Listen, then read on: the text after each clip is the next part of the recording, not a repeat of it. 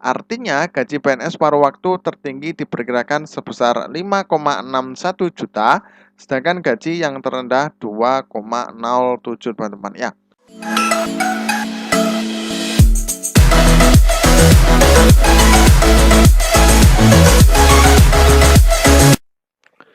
Assalamualaikum warahmatullahi wabarakatuh. Selamat datang di channel Kabar CPNS P3K Kesehatan. Semoga teman sejawat dilindungi oleh Tuhan Yang Maha Esa. Teman sejawat yang baru tahu channel ini, silakan subscribe dan bunyikan tombol loncengnya agar tidak ketinggalan informasi tentang kabar CPNS dan P3K yang terbaru. Oke teman-temanku sekalian yang berbahagia, nah ini ada sebuah informasi teman-teman ya. Nah, ini terkait tentang P3K part-time teman-teman ya. Nah, ini sangat booming sekali P3K part-time atau paruh waktu itu seperti apa. Nah, ini kita akan bahas tentang gaji kira-kira gaji P3K part-time atau paruh waktu itu seperti apa teman-teman ya. Nah, ini kita bahas bersama-sama langsung ke TKP teman-teman ya. Nah, ini gaji tertinggi PNS part-time atau P3K ya, Rp 5 juta per bulan dengan kerja singkat 4 jam. Gaji terendah berapa ya? Nah, ini teman-teman ya. Nah, ini dilansir dari Tribun News Sultra ya.com. Sejumlah prediksi menyebutkan bahwa gaji tertinggi PNS part-time sebesar 5 juta. Lalu, berapa gaji terendahnya? Nah, ini masalah gaji PNS part-time masih belum dipastikan hingga saat ini, teman-teman ya. Namun, pegawai negeri sipil atau PNS paruh waktu tersebut disebut-sebut merupakan solusi penghapusan tenaga honorer, teman-teman ya. Nah, seperti apa teman-teman ya? Untuk paruh waktu ini mekanismenya seperti apa memang nantinya belum fix, teman-teman ya. Nah, ini pemerintah memang telah menegaskan bahwa pegawai non-aparatur sipil negara atau ASN akan dihapus pada 28 November 2023. Nah, ini memang teman-teman ya, kalau dilihat dari suratnya teman-teman ya. Nah, sebelum mengeksekusi kebijakan tersebut, pemerintah lebih dulu memberikan kesempatan kepada seluruh instansi untuk mencatatkan jumlah tenaga honorernya. Nah, ini juga sudah dilakukan teman-teman ya. Nah, ini sudah dilakukan. Pemerintah sudah menyurati ke semua instansi atau ke sejumlah daerah untuk mencatatkan jumlah tenaga honorernya. Nah, itu per 30 April 2023 teman-teman ya. Nah, hasilnya sebanyak 2,3 juta pegawai pemerintah non-ASN tercatat dalam database Badan Kepegawaian Negara atau BKN teman-teman ya. Jadi sudah teman-teman ya. Jadi banyak sekali ada 2,3 juta honorer yang nantinya disiapkan untuk perekrutan di tahun 2023 ini teman-teman ya. Nah, menurut Menpan RB, Pak Abdul Azwar Anas mengatakan Presiden Joko Widodo telah menegaskan agar pemerintah tidak melakukan pemutusan hubungan kerja atau PHK massal, teman-teman ya. Nah, ini instruksi langsung dari Insinyur Joko Widodo ya. Nah, ini langsung tidak ada pemutusan kerja atau PKH, teman-teman ya. Nah, Presiden Jokowi juga meminta pemerintah menghindari pembengkakan anggaran dalam melahirkan solusi. Nah, Pak Azwar Anas mengatakan dua hal tersebutlah yang menjadi pertimbangan pemerintah dalam mengambil kebijakan bersama Dewan Perwakilan Rakyat, teman-teman ya.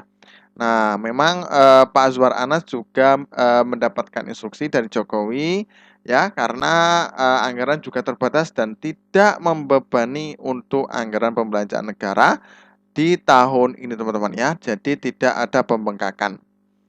Kemudian pemerintah dan DPR memang tengah mencari solusi yang tepat untuk tenaga honorer. Nah, terbaru ya, ini terbaru, pemerintah dan DPR kompak mengatakan bahwa tenaga honorer akan diangkat menjadi PNS part-time, nah, atau P3K part-time teman-teman ya.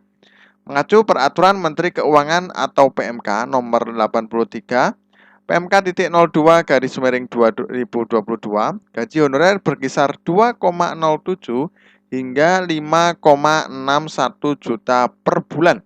Nah, gaji itu diyakini akan menjadi ukuran PNS paruh waktu Artinya gaji PNS paruh waktu tertinggi diperkirakan sebesar 5,61 juta, sedangkan gaji yang terendah 2,07 teman-teman ya.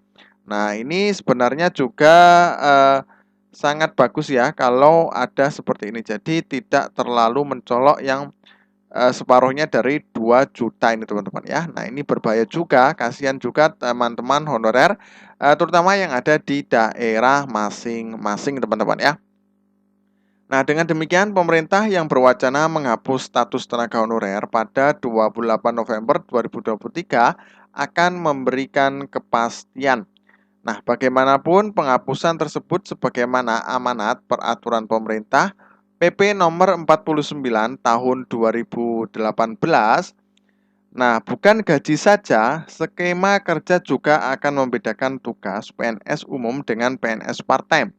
Nah, jam kerja PNS part-time juga lebih singkat, yaitu selama 4 jam. Nah, teman-teman ya, nah, untuk part-time hanya 4 jam, kalau full 8 jam, teman-teman. Ya, nah ini statusnya seperti apa? Ini juga menjadi pertanyaan, teman-teman ya.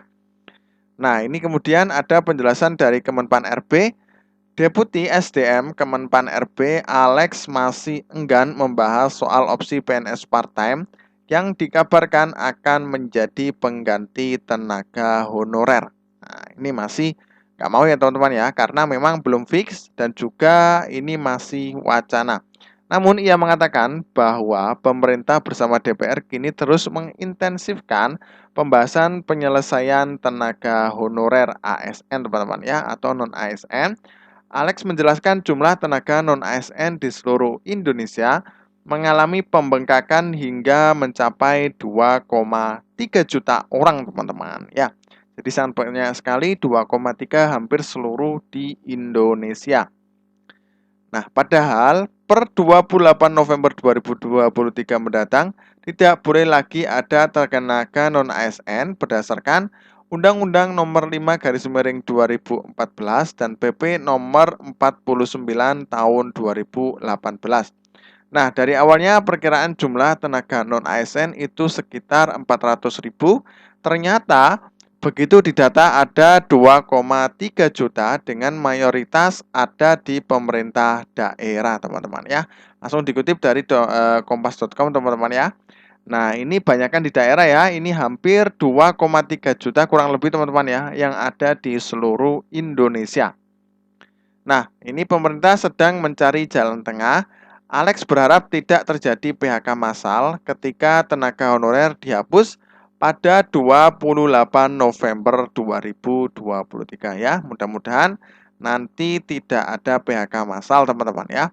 Oleh sebab itu pemerintah sedang mencari jalan tengah untuk mencegah hal tersebut yang pembahasannya sedang digodok bersama DPR.